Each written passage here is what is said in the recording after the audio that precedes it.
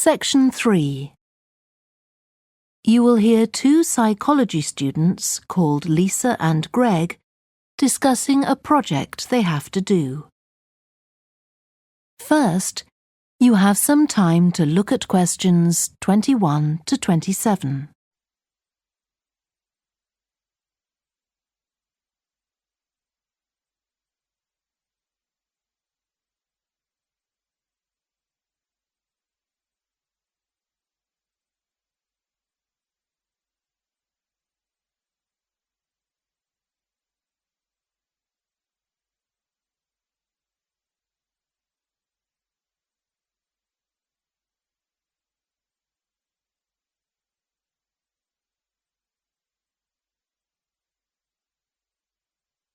Now listen carefully and answer questions 21 to 27.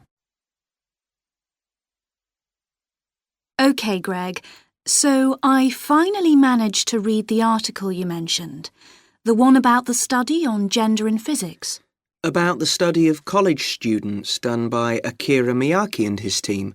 Yeah, I was interested that the researchers were actually a mix of psychologists and physicists. That's an unusual combination. Yeah, I got a little confused at first about which students the study was based on. They weren't actually majoring in physics, they were majoring in what's known as the STEM disciplines. That's science, technology, engineering and math. Yes, but they were all doing physics courses as part of their studies. That's correct. So, as I understood it, Miyake and co. started from the fact that women are underrepresented in introductory physics courses at college, and also that, on average, the women who do enroll on these courses perform more poorly than the men. No one really knows why this is the case. Yeah, but what the researchers wanted to find out was basically what they could do about the relatively low level of the women's results. But in order to find a solution, they needed to find out more about the nature of the problem. Right. Now, let's see if I can remember. It was that in the physics class, the female students thought the male students all assumed that women weren't any good at physics. Was that it? And they thought that the men expected them to get poor results in their tests. That's what the women thought, and that made them nervous, so they did get poor results. But actually, they were wrong. No one was making any assumptions about the female students at all. Anyway, what Miyake's team did was quite simple, getting the students to do some writing before they went into the physics class. What did they call it? Values affirmation. They had to write an essay focusing on things that were significant to them, not particularly to do with the subject they were studying, but more general things like music or people who mattered to them. Right. So the idea of doing the writing is that this gets the students thinking in a positive way. And putting these thoughts into words can relax them and help them overcome the psychological factors that lead to poor performance. Yeah. But what the researchers in the study hadn't expected was that this one activity raised the women's physics grades from the C to the B range. A huge change. Pity it wasn't to an A, but still. No, but it does suggest that the women were seriously underperforming beforehand in comparison with the men. Yes. Mind you, Miyake's article left out a lot of details, like did the students do the writing just once or several times? And had they been told why they were doing the writing? That might have affected the results. You mean if they know the researchers thought it might help them to improve, then they just try to fulfill that expectation? Exactly. Before you hear the rest of the discussion, you have some time to look at questions 28 to 30.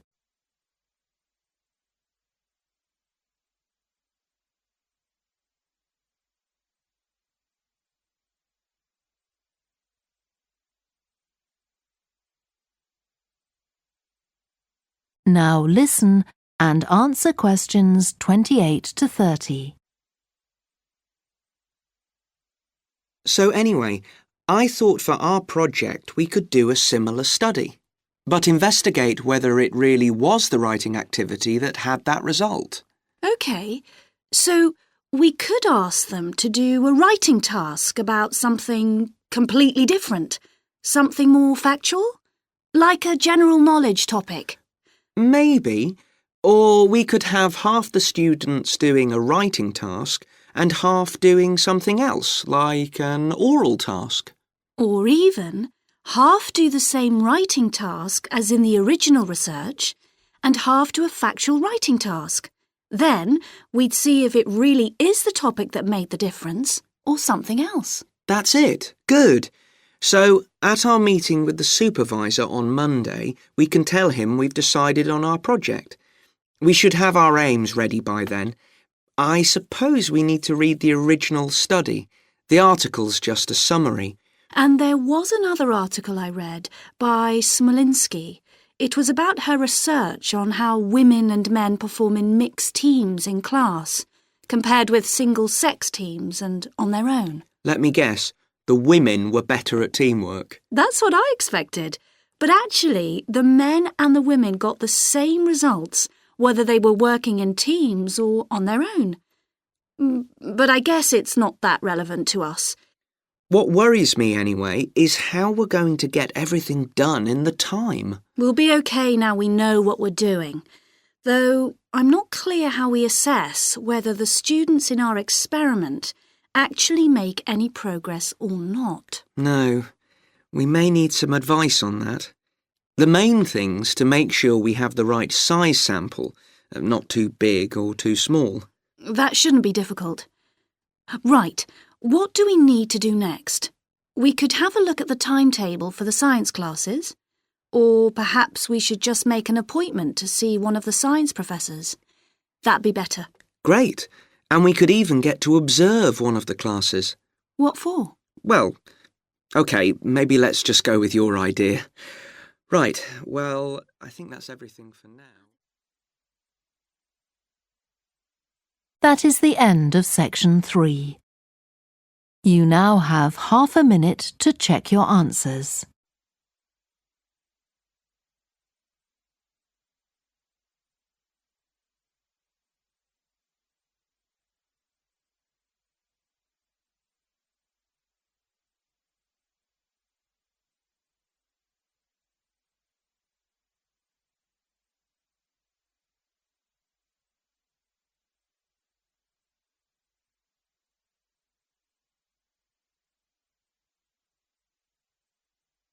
Now turn to section 4. Section 2.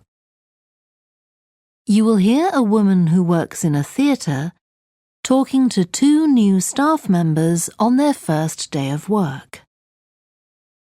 First, you have some time to look at questions 11 to 16.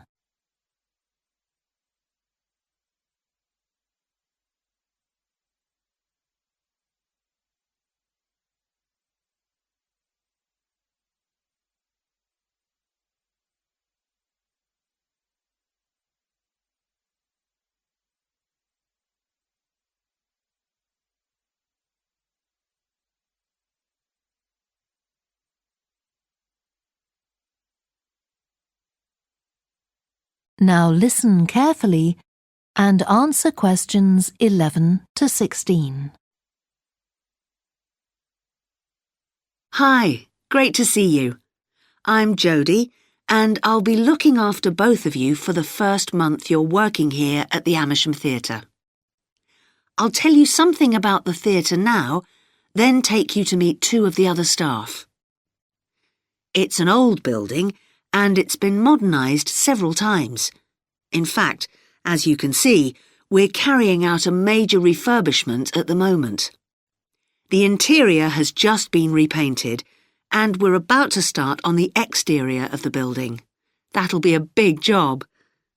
The work's running over budget, so we've had to postpone installing an elevator. I hope you're happy running up and down stairs. When the theatre was built, people were generally slimmer and shorter than now, and the seats were very close together. We've replaced them with larger seats, with more legroom.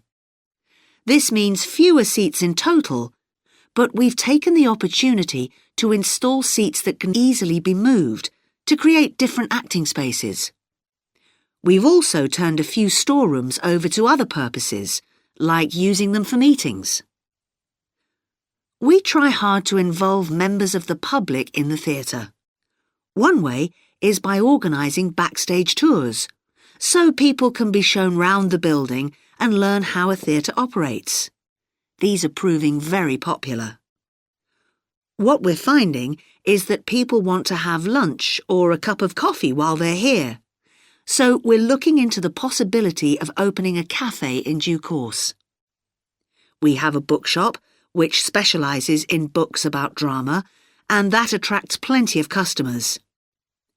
Then there are 2 large rooms that will be decorated next month, and they'll be available for hire, for conferences and private functions, such as parties. We're also considering hiring out costumes to amateur drama clubs.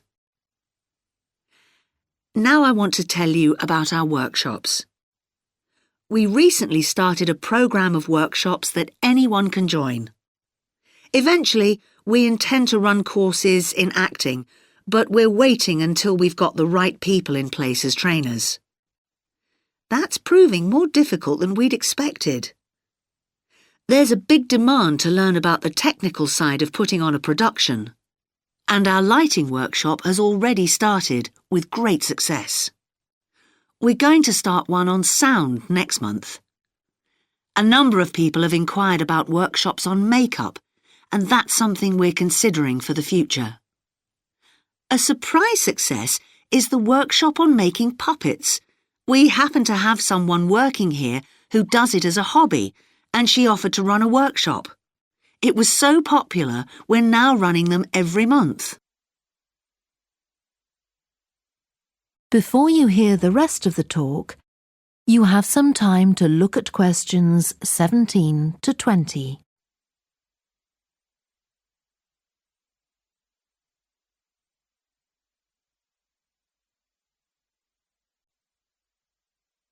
Section 3.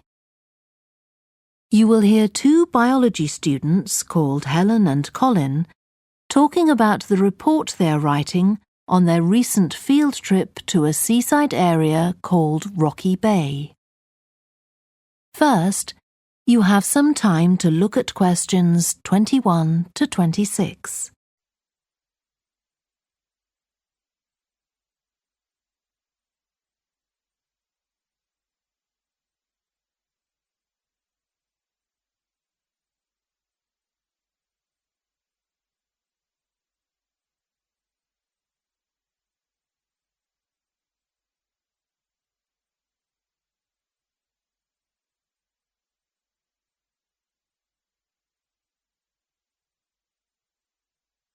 Now listen carefully and answer questions 21 to 26. I've brought my notes on our biology field trip to Rocky Bay, Colin, so we can work on our report on the research we did together. OK. I've got mine too. Let's look at the aims of the trip first. Right.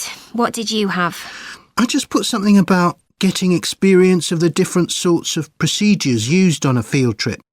But we need something about what causes different organisms to choose particular habitats. I agree. And something about finding out how to protect organisms in danger of dying out. In our aims? But we weren't really looking at that. I suppose not. OK, now there's the list of equipment we all had to bring on the field trip. What did they tell us to bring a ruler for? It was something about measuring the slope of the shore. But of course we didn't need it because we were measuring wind direction and we'd brought the compass for that. But not the piece of string to hold up in the air.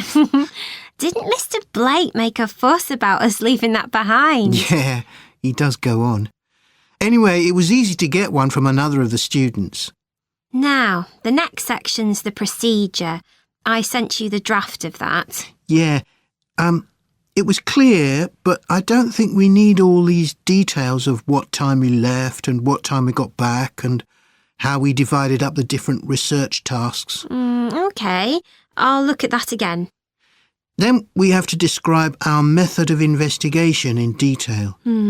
So let's begin with how we measured wave speed. I was surprised how straightforward that was. I'd expected us to have some sort of high-tech device, not just stand there and count the number of waves per minute. Not very precise, but I suppose it was good enough. But the way we measured the amount of salt was interesting. In the water from the rock pools. Yeah. Oh, I wanted to check the chemicals we used in the lab when we analysed those samples. Was it potassium chromate and silver nitrate? That's right. OK. And we need the map of the seashore. You just left that to me. And I had to do it while the tide was low. Well, that was OK, but the place I started it from was down on the beach. Then I realised I should have gone up higher to get better visibility, so I had to start all over again. But at least I'd got the squared paper, or I'd have had problems drawing it all to scale. Yeah, it looks good. We could get a map of the region off the internet and see if we need to make any changes. I had a look, but I couldn't find anything. But you took some pictures, didn't you? Yeah, I'll email you them if you want. OK. I'll make my amendments using those. Then I can scan it into our report. Great. Before you hear the rest of the discussion, you have some time to look at questions 27 to 30.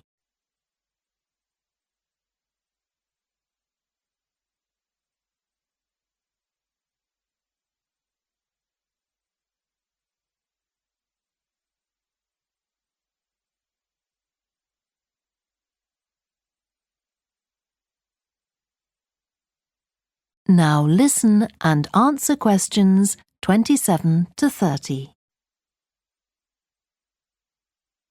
Now, when we get to our findings, I thought we could divide them up into the different zones we identified on the shore and the problems organisms face in each zone. So for the highest area... The splash zone. Yeah, we found mostly those tiny shellfish that have strong hard shells that act as protection. But not from other organisms that might eat them. Predators. No, that's not the main danger for them, but the shells prevent them from drying out because they're in the open air for most of the time. Right.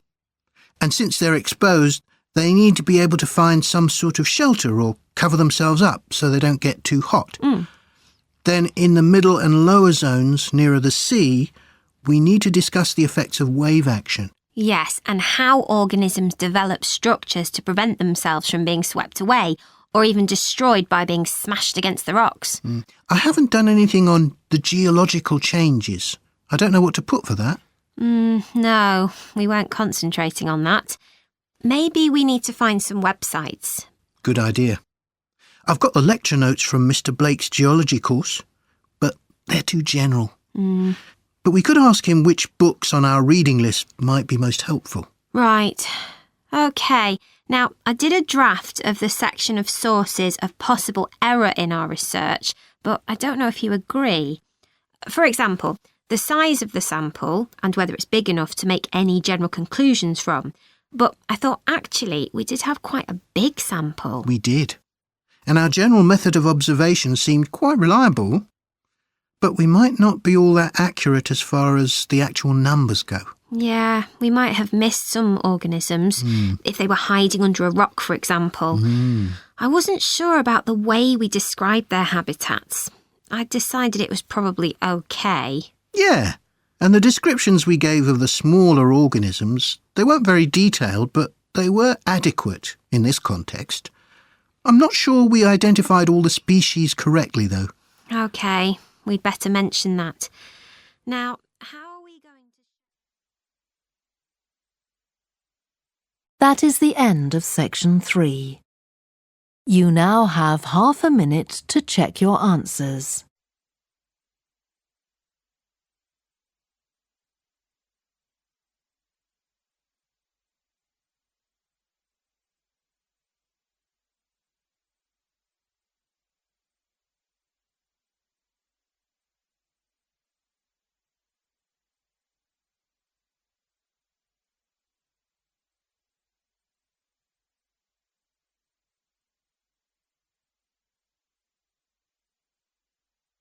Now turn to section 4. Section 2. You will hear a talk given by a woman called Shona Ferguson about changes in a town called Barford. First, you have some time to look at questions 11 to 15.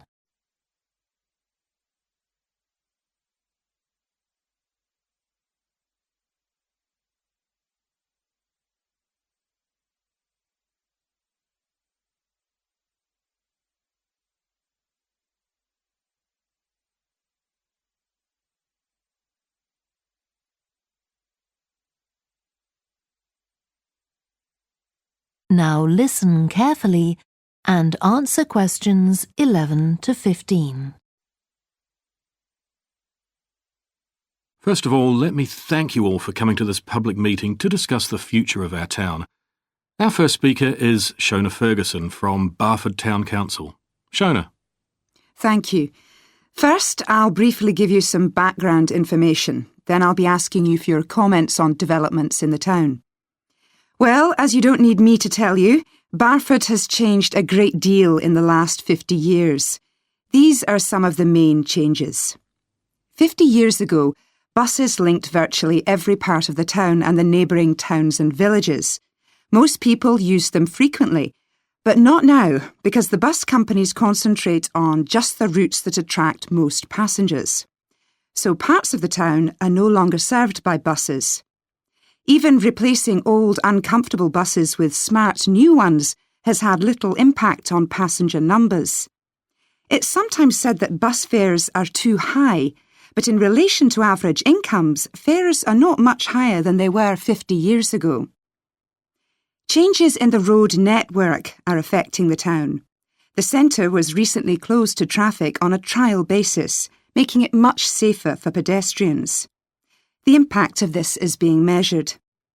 The new cycle paths separating bikes from cars in most main roads are being used far more than was expected, reducing traffic and improving air quality. And although the council's attempts to have a bypass constructed have failed, we haven't given up hope of persuading the government to change its mind. Shopping in the town centre has changed over the years. Many of us can remember when the town was crowded with people going shopping. Numbers have been falling for several years, despite efforts to attract shoppers, for instance by opening new car parks. Some people combine shopping with visits to the town's restaurants and cafes. Most shops are small independent stores, which is good, but many people prefer to use supermarkets and department stores in nearby large towns, as there are so few well-known chain stores here. Turning now to medical facilities. The town is served by family doctors in several medical practices, fewer than 50 years ago, but each catering for far more patients. Our hospital closed 15 years ago, which means journeys to other towns are unavoidable. On the other hand, there are more dentists than there used to be. Employment patterns have changed along with almost everything else. The number of schools and colleges has increased, making that the main employment sector. Services such as website design and accountancy have grown in importance, and surprisingly perhaps, manufacturing hasn't seen the decline that has affected it in other parts of the country. Section 3. You will hear a student called Joanna talking to her new supervisor about some research she has done on psychology and music.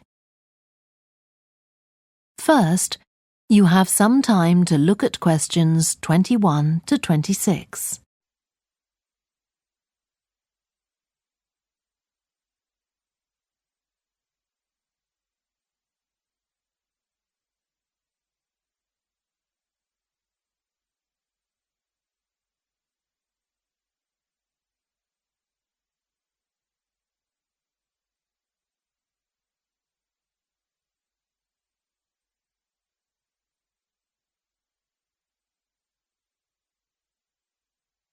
Now listen carefully and answer questions 21 to 26.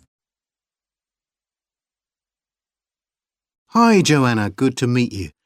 Now, before we discuss your new research project, I'd like to hear something about the psychology study you did last year for your master's degree. So, how did you choose your subjects for that? Well, I had 6 subjects, all professional musicians and all female. 3 were violinists, and there was also a cello player and a pianist and a flute player. They were all very highly regarded in the music world, and they'd done quite extensive tours in different continents, and quite a few had won prizes and competitions as well. And they were quite young, weren't they? Yes, between 25 and 29. The mean was 27.8. I wasn't specifically looking for artists who'd produced recordings, but this is something that's just taken for granted these days, and they all had. Right. Now, you collected your data through telephone interviews, didn't you? Yes. I realised if I was going to interview leading musicians, it'd only be possible over the phone because they're so busy. I recorded them using a telephone recording adapter. I'd been worried about the quality, but it worked out all right. I managed at least a 30-minute interview with each subject, sometimes longer. Did doing it on the phone make it more stressful? I'd thought it might. It was all quite informal, though, and in fact they seemed very keen to talk. And I don't think using the phone meant I got less rich data. Rather the opposite, in fact. Interesting. And you were looking at how performers dress for concert performances? That's right. My research investigated the way players see their role as a musician and how this is linked to the type of clothing they decide to wear. But that focus didn't emerge immediately. When I started, I was more interested in trying to investigate the impact of what was worn on those listening, and also whether someone like a violinist might adopt a different style of clothing from, say, someone playing the flute or the trumpet. It's interesting that the choice of dress is up to the individual, isn't it? Yes. You'd expect there to be rules about it in orchestras, but that's quite rare. Before you hear the rest of the discussion, you have some time to look at questions 27 to 30.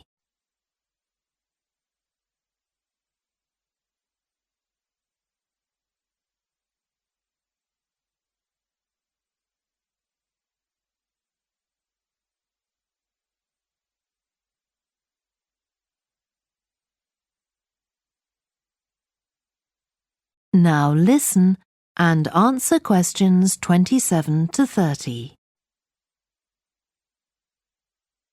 You only had women performers in your study. Was that because male musicians are less worried about fashion? I think a lot of the men are very much influenced by fashion, but in social terms, the choices they have are more limited. They'd really upset audiences if they strayed away from quite narrow boundaries. Now, popular music has quite different expectations.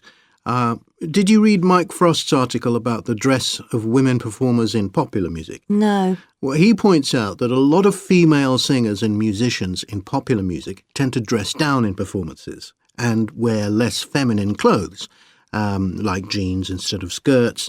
And he suggests this is because otherwise they'd just be discounted as trivial. But you could argue they're just wearing what's practical. I mean, a pop music concert is usually a pretty energetic affair. Yes, he doesn't make that point, but I think you're probably right. I was interested by the effect of the audience at a musical performance when it came to the choice of dress. The subjects I interviewed felt this was really important. It's all to do with what we understand by performance as a public event. They believed the audience had certain expectations, and it was up to them as performers to fulfil these expectations, to show a kind of esteem. They weren't afraid of looking as if they'd made an effort to look good. I think in the past, the audience would have had those expectations of one another too, but that's not really the case now. Not in the UK, anyway. No. And I also got interested in what sports scientists are doing too, with regard to clothing. Musicians are quite vulnerable physically, aren't they? Because The movements they carry out are very intensive and repetitive, so I'd imagine some features of sports clothing could safeguard the players from the potentially dangerous effects of this sort of thing. Yes, but musicians don't really consider it. They avoid clothing that obviously restricts their movements, but that's as far as they go. Anyway, coming back to your own research, do you have any idea where you're going from here? I was thinking of doing a study using an audience, including... That is the end of section 3. You now have half a minute to check your answers.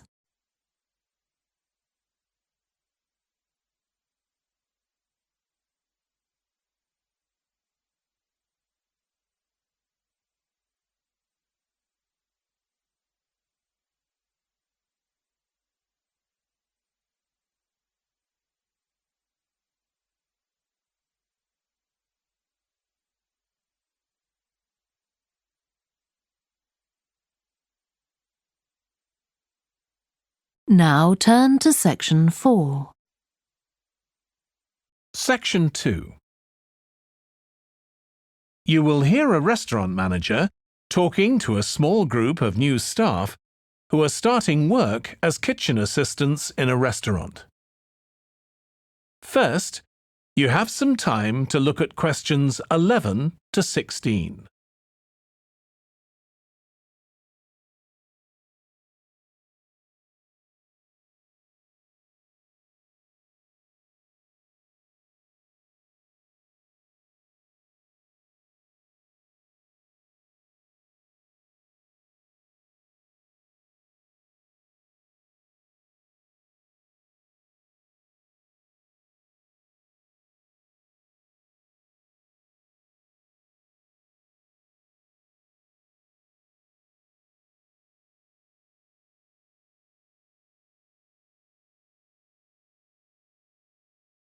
Now listen carefully and answer questions 11 to 16. Good morning, everyone. My name's Joy Parkins and I'm the restaurant manager. And I understand that none of you have had any previous experience as kitchen assistants. Well, you might be feeling a bit nervous now, but most of our kitchen assistants say they enjoy the work. OK, they might get shouted at sometimes, but it's nothing personal. And they're pleased that they have so many different things to do, which means they never get bored. And I'll tell you straight away that if you do well, we might think about moving you up and giving you some more responsibility. Right, well, you've all shown up on time, which is an excellent start. Now, I'm glad to see none of you have unsuitable footwear, so that's good. You need to be careful as the floors can get very wet and slippery. Those of you with long hair have got it well out of the way, but some of you'll need to remove your rings and bracelets. Just put them somewhere safer today, and remember to leave them at home tomorrow, as they can be a safety hazard. Now, it's going to be a busy day for you all today. We don't have any tables free for this evening and only a few for lunch. Fortunately, we've got our head chef back. He was away on holiday all last week, which meant the other chefs had extra work. Now, I'll tell you a bit more about the job in a minute, but first some general regulations. For all of you, whatever your age, there's some equipment you mustn't use until you've been properly trained. Like the waste disposal system, for example, for health and safety reasons.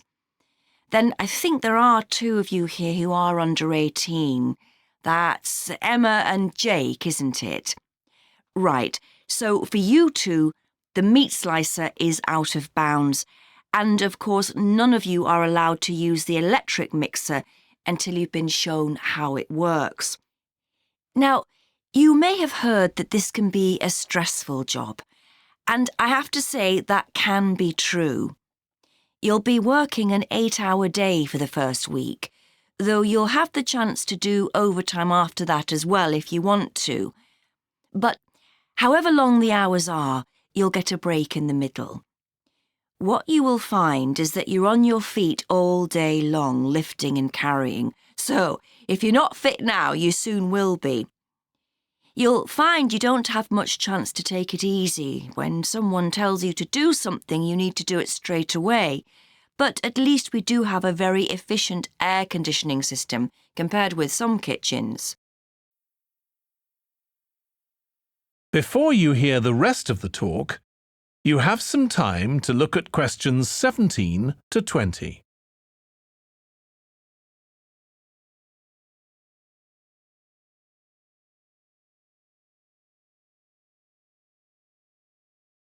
Section 2.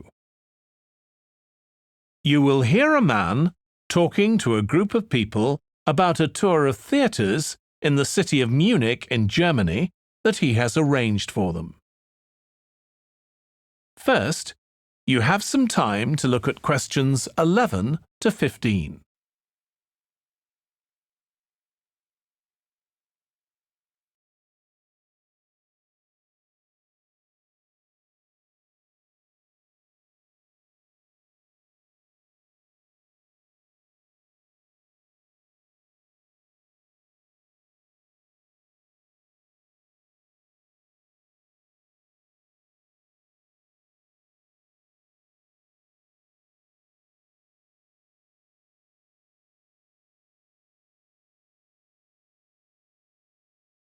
Now listen carefully and answer questions 11 to 15.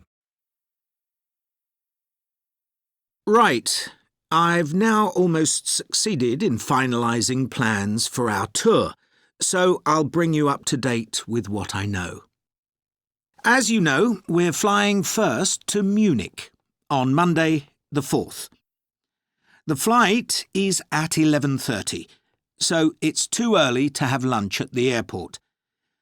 I suggest we meet there for coffee at 10, which should give us plenty of time for breakfast before we leave home.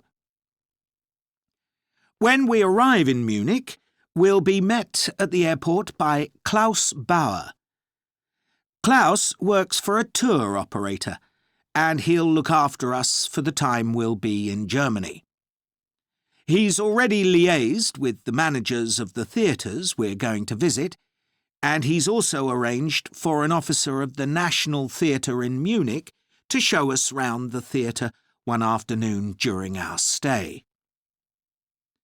Now, last time we discussed this trip, I didn't have the precise cost for hotel rooms, but now I have. The normal rate at the hotel where we're staying is €150 a night for a double room. I'd hoped to get that down to €120, but in fact I've been able to negotiate a rate of €110. That'll be reflected in the final payment, which you'll need to make by the end of this week. On Tuesday, the day after our arrival, I had hoped we could sit in on a rehearsal at one of the theatres, but unfortunately that's proved very difficult to arrange. So instead, we'll have a coach trip to one of the amazing castles in the mountains south of Munich. On Tuesday evening, we'll all have dinner together in a restaurant near our hotel. From talking to you all about your preferences, it was clear that a typical local restaurant would be too meat-oriented for some of you. Some of you suggested an Italian restaurant, but I must confess that I decided to book a Lebanese one, as we have plenty of opportunities to go to an Italian restaurant at home. On Wednesday afternoon, the director of the play we're going to see that evening will talk to us at the theatre. She'll describe the whole process of producing a play, including how she chose the actors, and, as the play we're going to see is a modern one, how she worked with the playwright. Before you hear the rest of the talk, you have some time to look at questions 16 to 20.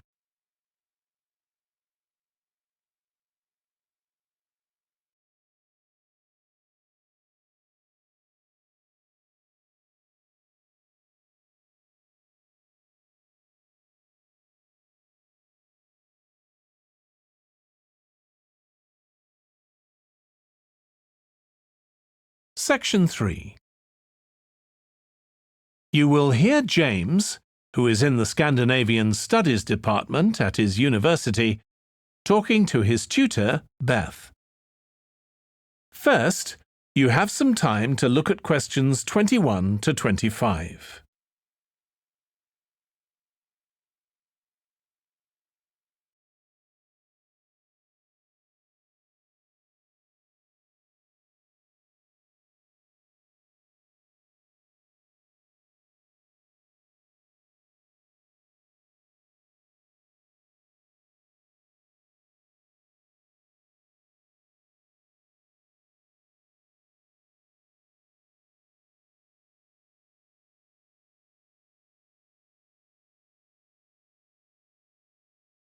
Now listen carefully and answer questions 21 to 25. Oh, good morning. You must be James. I'm Beth Cartwright. Please call me Beth. Thank you. Now, as this is your first tutorial since you started on the Scandinavian Studies course, I'd like to find out something about you. Why did you decide to take this course? Well, my mother is Danish, and although we always lived in England, she used to talk about her home a lot, and that made me want to visit Denmark. We hardly ever did, though. My mother usually went on her own. But whenever her relations or friends were in England, they always came to see us. I see. So I assume you already speak Danish, one of the languages you'll be studying? I can get by when I talk to people, though I'm not terribly accurate. Now, you probably know that you'll spend the third year of the course abroad. Have you had any thoughts about that? I'm really looking forward to it. And although Denmark seems the obvious place to go because of my family connections, I'd love to spend the time in Iceland. Oh, I'm sure it can be arranged.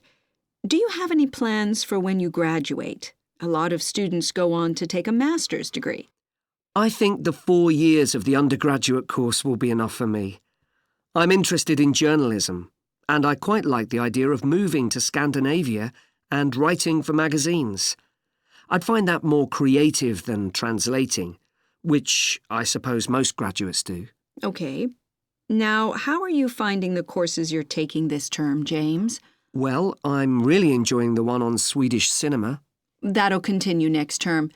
But the one on Scandinavian literature that's running at the moment will be replaced by more specialized courses.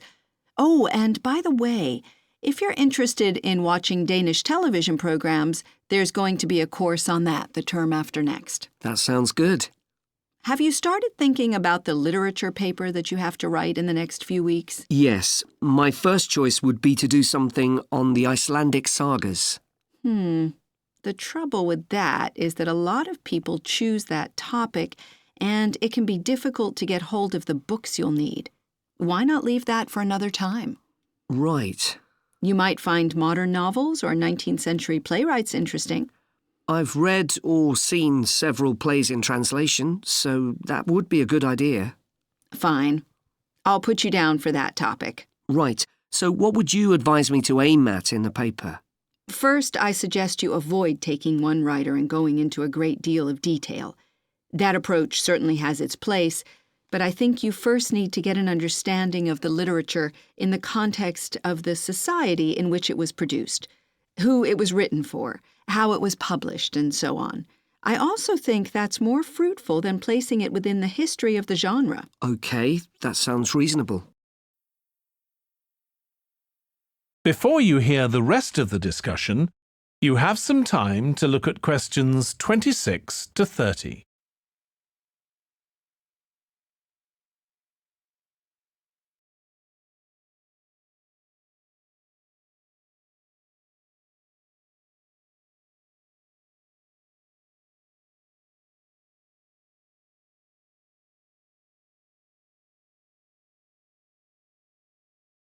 Section 2. You will hear part of a training session for new employees at a large travel company. First, you have some time to look at questions 11 to 17.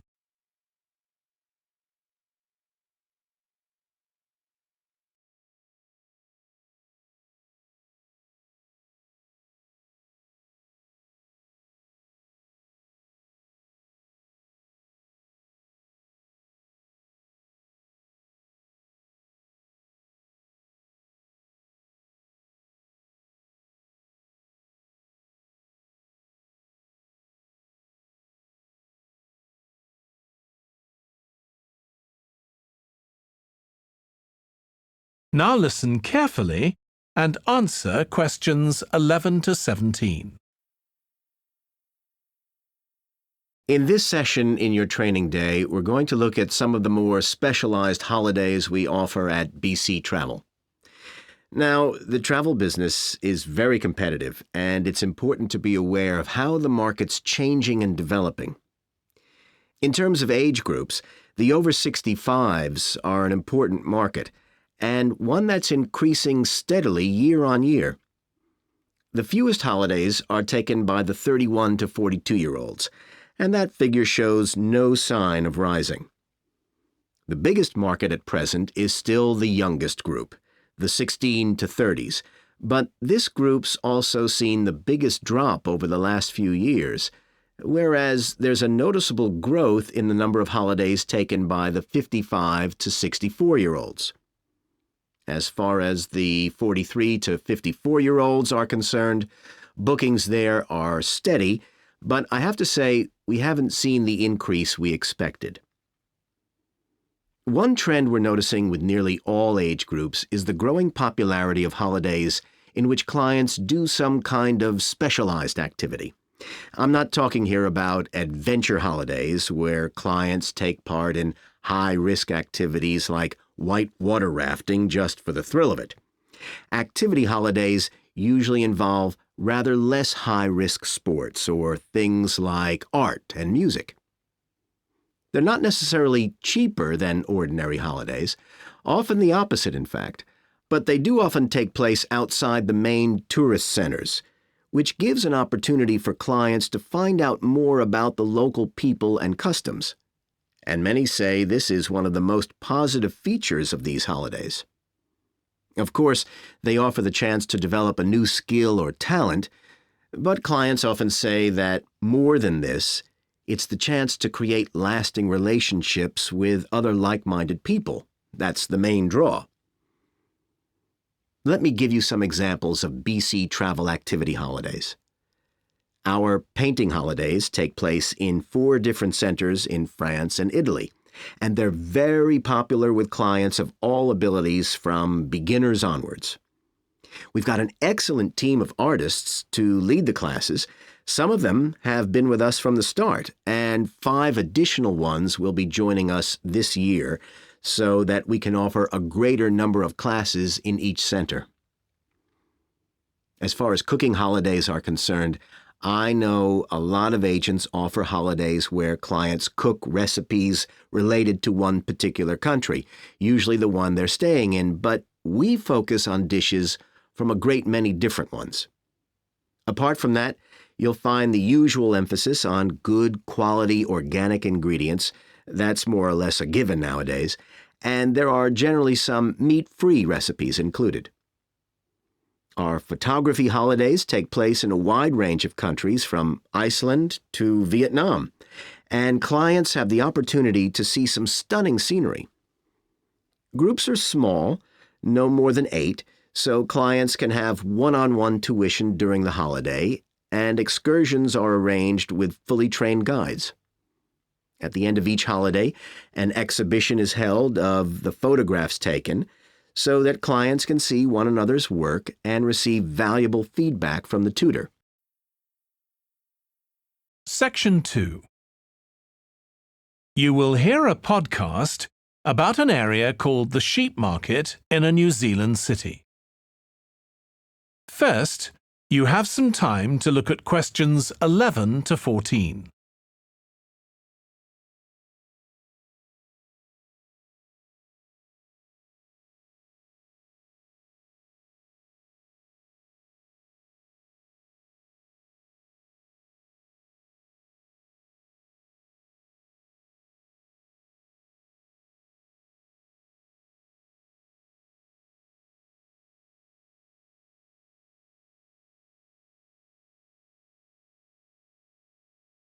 Now listen carefully and answer questions 11 to 14. Welcome to this podcast about the sheep market, which is one of the oldest parts of the city. As its name suggests, there was originally a market here where farmers brought their sheep, but now it's been redeveloped into a buzzing, vibrant area of the city which is also home to one of the city's fastest growing communities. The nearby university has always meant the area is popular with students who come in to enjoy the lively nightlife, but now graduates embarking on careers in the worlds of fashion and design are buying up the new apartments recently built here to replace the small houses where the market workers used to live. The narrow old side streets are great places for finding original pictures, jewellery and ceramics which won't break the bank, as well as local produce like fruit and vegetables. There's also lots of pavement cafes where you can have a coffee and watch tourists from all over the world go by. The oldest buildings in the area are on the main streets, including the city's first department store, built in the 1880s, which is still open today. The Sheep Market is a centre for fashion, and there's a policy of encouraging new young designers. The Young Fashion Competition is open to local young people who are passionate about fashion. This year they've been asked to design an outfit based on ideas from the music and technology that's part of their everyday life, using both natural and man-made fibres. The garments will be judged by a panel of experts and fashion designers, and the winning entries will be modelled at a special gala evening. Parking at the Sheep Market is easy. There are plenty of pay and display car parking spaces on the roadsides, which are fine if you just want to stay for an hour or two. But if you want to spend the day there, it's better to park in one of the 4 underground car parks. It's not expensive, and if you can present a receipt from one of the local stores, you'll not be charged at all. After 6 p.m, many of the car parks have a flat rate which varies, but it is usually very reasonable. Before you hear